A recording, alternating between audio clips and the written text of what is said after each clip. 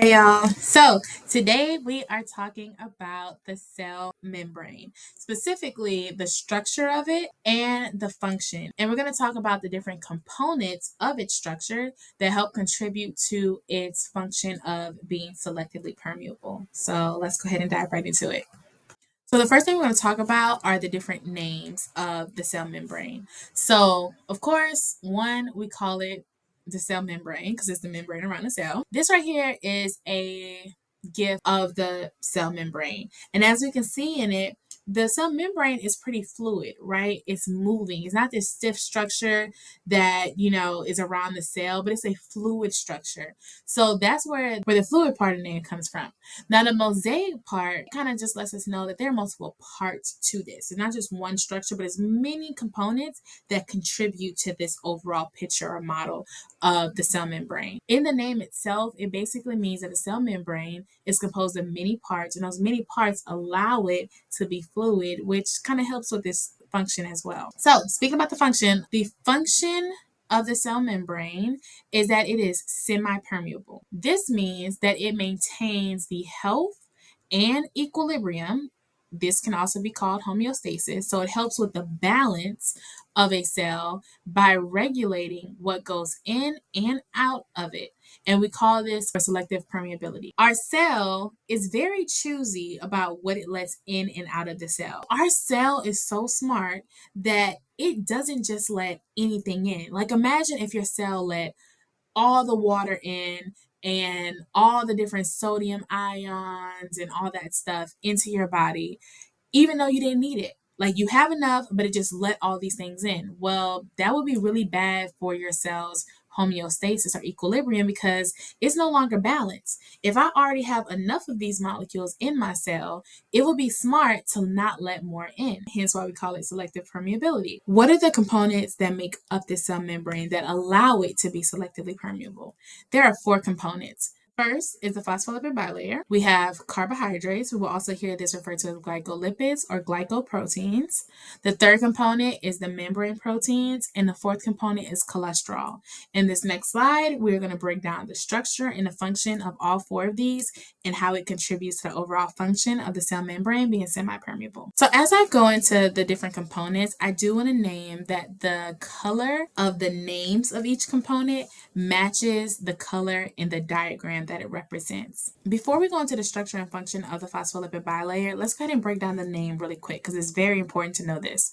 When we say that it is a phospholipid, this literally means that it is a type of lipid because there were two types of lipids that we talked about when we mentioned biomolecules. You had triglycerides, which had 3 fatty acid tails, and then we talked about phospholipids that had 2 fatty acid tails. And we call it a bilayer because the word bi means 2. So as we can see from this diagram, the first layer is here and the second layer is there.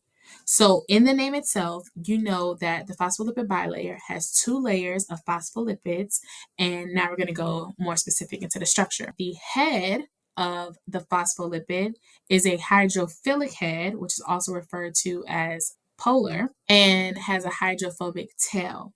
The head faces the exterior of the aqueous environment, while the tail faces each other in the interior. So let's go ahead and look at this in the diagram. I named specifically here that there is water on the outside of the cell and there's water on the inside of the cell. So when we say that the head of the phospholipid is hydrophilic, the word hydro means water and the word phil means love. So when we put that together, that means the head of the phospholipid loves water.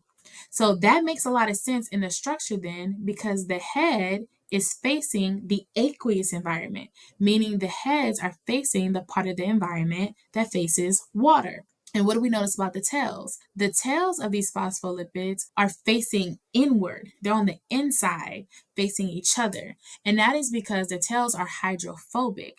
We know hydro means water, and phobic, like a phobia, means to fear. So that means the tails are water fearing. So they are not going to face the water because they actually repel water. Another name for the heads, we call it hydrophilic, but you can also call them a polar head. And the tails will be non-polar because they do not like water. So how do these contribute to the function? Well, the function of the phospholipid bilayer is that it is selectively permeable. There are molecules that they allow to pass through the membrane. There will be a whole different video on the types of molecules that can pass through the cell membrane. But for now, note that there are some molecules that are small enough to just go right through the membrane. And they're small enough and also have a characteristics that allows it to go through these nonpolar tails. Now, if something doesn't fit the characteristic of the tails and they can't pass through, then they have to find another way. We'll talk about that today. But overall, the phospholipid bilayer helps to transport molecules in and out if it can pass through the membrane on its own. So the next structure we're going to talk about are cholesterol. And we've heard about cholesterol before. If you have heard someone say they had like high cholesterol or low cholesterol, this is what this is. So cholesterol is the non-polar structure. So, that word non-polar, that means that it does not like water. Cholesterol is a non-polar structure that is embedded between the non-polar tails. So as we can see here, because I told you the color matches what's in the picture, this right here is a cholesterol structure. It looks like a couple of hexagons that are put together. And it's right in those tails because it is nonpolar and doesn't like water. Now, the function of cholesterol is that it maintains the fluidity of the membrane. So we talked earlier about how the membrane is fluid. Well, cholesterol helps it to be the right amount of fluid because if there was too much cholesterol, then our cell membranes would be really stiff and they wouldn't move the way they need to move to allow molecules in. But if they didn't have enough cholesterol, then it'll be way too loose and then things are coming in that don't need to be there. So the next structure is the proteins. And there are two types of proteins. The first are integral proteins and the second are peripheral proteins. Integral proteins are embedded in the membrane, hence why we call it integral, and it forms a channel. And the peripheral proteins are on the surface. Integral proteins are this green structure right here that it is embedded in the membrane. So it passes all the way through that phospholipid bilayer. And it says here that it forms a channel. Why would it need to form a channel? Well, let's go back to what we talked about with the phospholipid. We said that sometimes when if a molecule is small enough, it can go right through that membrane. But not every molecule is small. For instance, glucose or sucrose. If we were to eat some candy right now and we need that sucrose inside of our cells, they are way too big to pass through the phospholipid bilayer. So it wouldn't be able to go through. But your body still needs that sucrose. So what will it do? It will say, hey, you can't pass here, but there is a membrane protein that you can pass right through to get to the other side and give the cell the nutrients that it needs. Now, peripheral proteins, the word peri means around. So it is a protein that is around the surface of our plasma membrane, right here. Now, they also have their own function, which is that they help with cell adhesion. And adhesion means it allows it to connect to or bind to molecules that are not like itself. They are also serve as receptors for the cell. So if we ever need to communicate